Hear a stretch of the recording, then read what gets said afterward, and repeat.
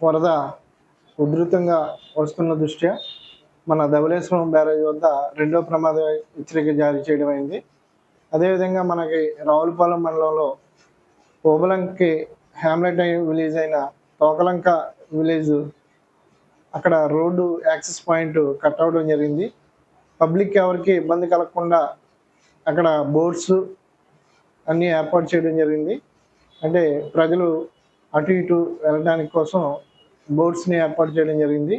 అదేవిధంగా గౌరవ జిల్లా కలెక్టర్ గారి ఆదేశాల ప్రకారం గోదావరి వరద తగ్గే వరకు కూడా తోకలంక విలేజ్లో ఉన్న స్టూడెంట్స్ బయటకు వచ్చి ఇక్కడ స్కూల్స్ కానీ కాన్వెంట్లు కానీ చదువుకున్న విద్యార్థులందరికీ కూడా సెలవు ప్రకటించడం జరిగింది.